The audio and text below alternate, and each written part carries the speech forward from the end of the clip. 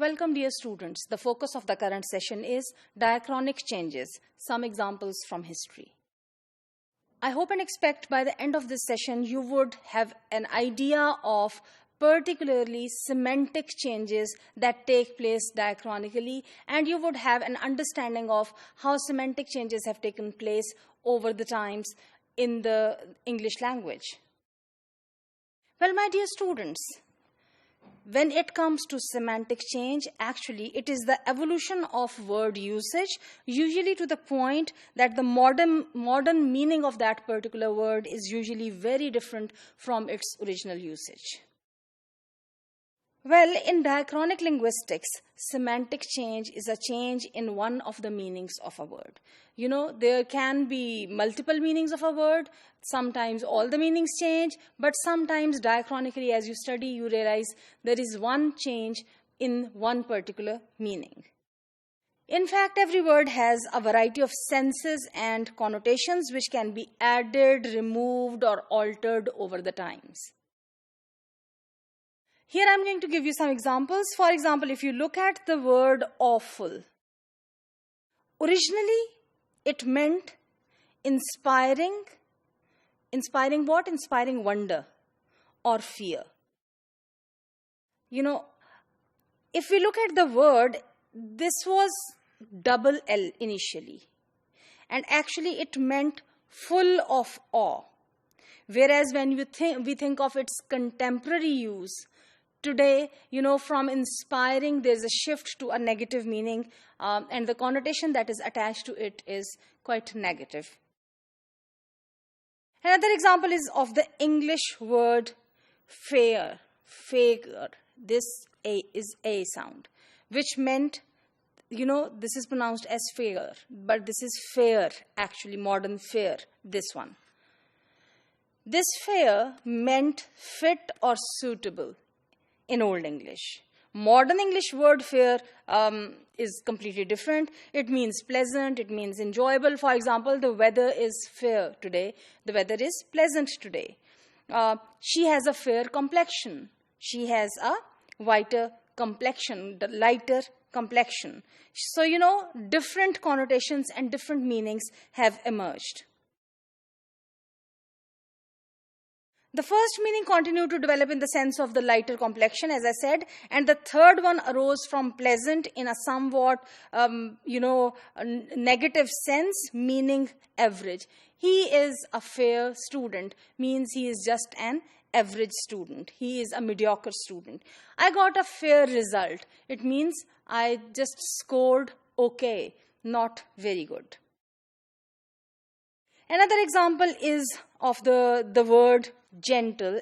If you look at the screen, gentle is a word that was borrowed in Middle English in the sense of born of a good family. So, you know, gentle would refer to a family class, you know, somebody belonging to the upper class, to the higher class. For him or her, the word gentle would be used. Later, however, later on the sense of the word changed, the connotation changed, and it is used as courteous. Gradually, it developed from that, and the word started meaning kind. And how, you know, this change has historically taken place? Because originally the word was used for people from the upper class, all right, a person from a noble class, and generally a person from a noble class is expected to be courteous and is expected to be kind. So this is how the meaning changed or shifted. I would give you another example of this diachronic change on the semantic level, that is of the word artificial. Originally, the word meant man-made, but it had a very positive connotation. Man-made, artful, skillfully constructed. But, you know, with the passage of time, the connotations changed. And today, you know, we have a very negative connotation attached to that because today we take it as a word that is opposite to natural. So anything that is not natural, we call it artificial. So the connotations are negative today. Look at another word, silly. In Old English, it was written like this. And what did it mean? It meant happy or ferocious. But by the 15th century, the sense of the word changed and it became something like deserving of pity. However, it further changed over the times, and today, we look at it, the word, the connotations that are attached to the word are of ignorant, of feeble-minded, and today, actually, most of the times, it is used as foolish. So, see the change from happy to foolish. Over the times, this is how, diachronically you can study how on the semantic level there is a huge change in the connotations.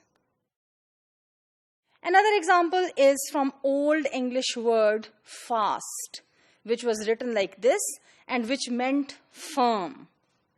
However, later on it has developed a meaning that is, we all know, quick. The original sense, however, sometimes is seen, for example, steadfast. When we use this word, here fast means firm.